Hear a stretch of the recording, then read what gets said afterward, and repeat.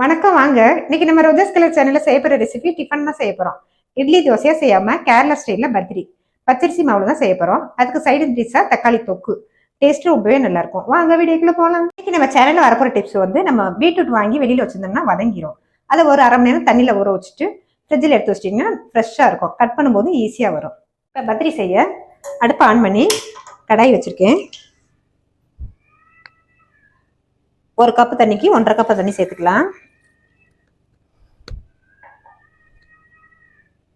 ஒரு அரை ஸ்பூன் எண்ணெய், இந்த மாவுக்கு தேவையான அளவு உப்பு சேர்த்துக்கலாம். இப்போ பச்சரிசி மாவு ஒரு கப் சேர்த்துருக்கேன். அதை நல்லா கிளறிக்கலாம். இப்போ வேக வச்ச மாவை ஒரு பவுலில் மாற்றிக்கலாம். கொஞ்சம் ஆறட்டும்.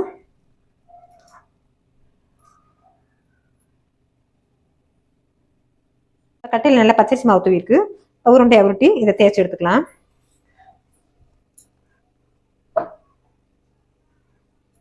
நம்ம சப்பாத்தி மாவு மாதிரி வராது, லைட்டாக தான் பிசையுது ஜென்ட்லா. ஒரு டிஃபன் பாக்ஸ் மூடி எடுத்து அதை நம்ம ரவுண்டாக கட் பண்ணிக்கலாம்.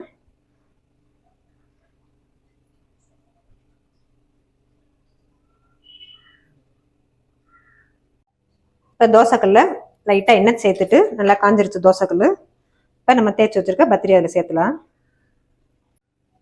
இப்போ நல்லா தோசைக்கல் காஞ்சிருச்சு. இப்போ தேய்ச்சி வச்சிருக்க பர்த்ரியை சேர்த்துக்கலாம். லைட்டாக எண்ணெய் சேர்த்து மிதமான தீயிலே நல்லா வேக வச்சுக்கலாம். இப்போ பர்த்ரி நல்லா வந்துருச்சு. இப்போ திருப்பி போட்டுக்கலாம்.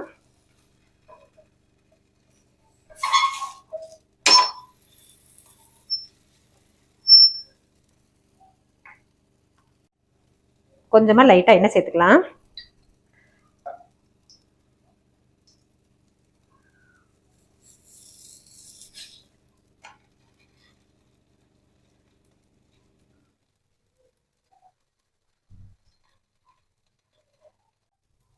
இந்த பர்த்ரியை ஒரு பிளேட்டுக்கு மாத்திக்கலாம்.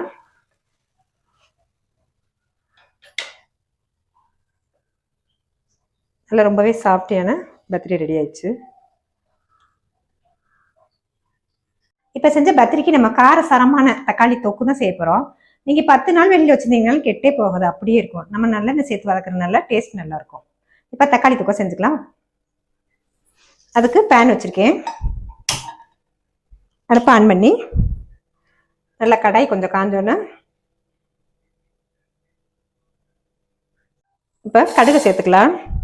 அடுத்தது வெந்தயம், நல்லா இதை வறுத்துக்கலாம்.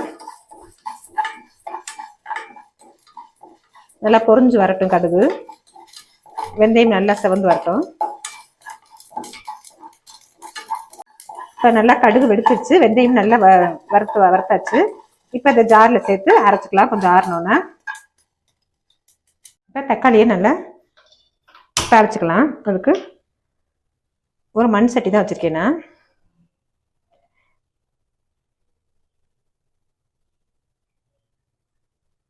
இப்போ நல்லெண்ணெய் சேர்த்துக்கலாம். நல்லா கொஞ்சம் தாராளமாக சேர்த்துக்கலாம்.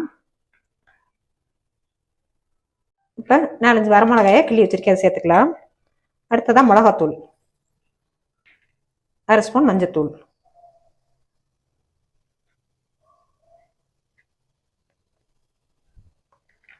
இப்போ 4-5 வரமிளகாயை கிள்ளி வச்சிருக்கேன், அதை சேர்த்துக்கலாம். அடுத்ததான் மிளகாத்தூள், அரை ஸ்பூன் மஞ்சத்தூள்,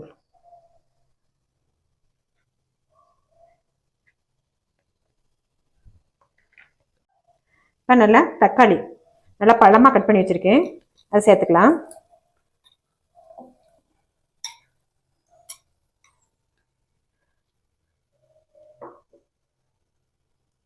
கொஞ்சம் பெருங்காயத்தூள், நல்லா அதை வதக்கி விட்டுக்கலாம். இதை நம்ம மூடி போட்டு வேக வைக்கக்கூடாது, அப்படியே வேகட்டும். தக்காளி தொக்கு தேவையான உப்பை சேர்த்துக்கலாம். கல் உப்பு சேர்த்துருக்கேன். நல்லா வதங்கி வெந்து வரட்டும்.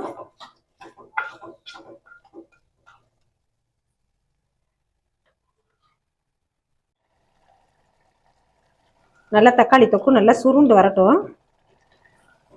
நம்ம மூடவும் கூடாது, தண்ணியும் சேர்க்கக்கூடாது. இதில் இருக்க நம்ம சேர்த்துக்க நல்லெண்ணெயில் இந்த தக்காளியில் இருக்க தண்ணியுமே நல்லா சுண்டி வரட்டும்.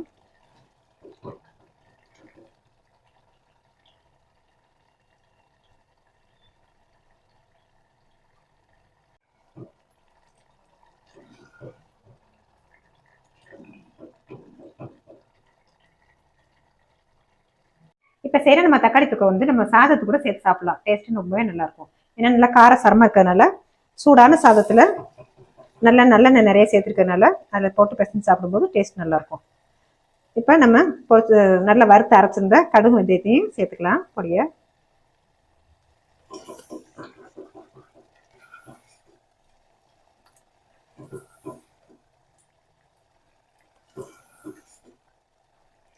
ரொம்பவே டேஸ்டியான தக்காளி தொக்கை நம்ம பவுல்ல மாத்திக்கலாம்.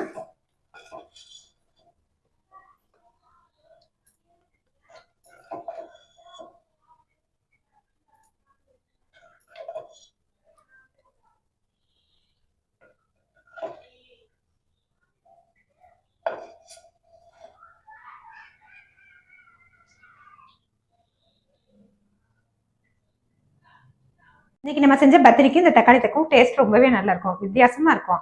நம்ம தக்காளி நல்லா மலிவா வைக்கிற நேரத்துல இந்த மாதிரி தொக்கு செஞ்சு வச்சுக்கலாம். நம்ம டிராவல் பண்ணும்போது கூட இந்த தக்காளி தொக்கை கொண்டு போகலாம். அப்படியே இருக்கும், கெட்டே போகாது. நீங்க வந்து கருவேப்பிலை சேர்த்தீங்கன்னா கெட்டு போயிடும். நான் அதனாலதான் கருவேப்பிலை சேர்க்கல. டக்குன்னு சீக்கிரமா நம்ம காலி பண்றதா இருந்தா கருவேப்பிலை சேர்த்துக்கலாம். இப்ப செஞ்ச பத்திரிக்கும் தக்காளி தொக்குக்கும் டேஸ்ட் ரொம்பவே வித்தியாசமா இருக்கும்.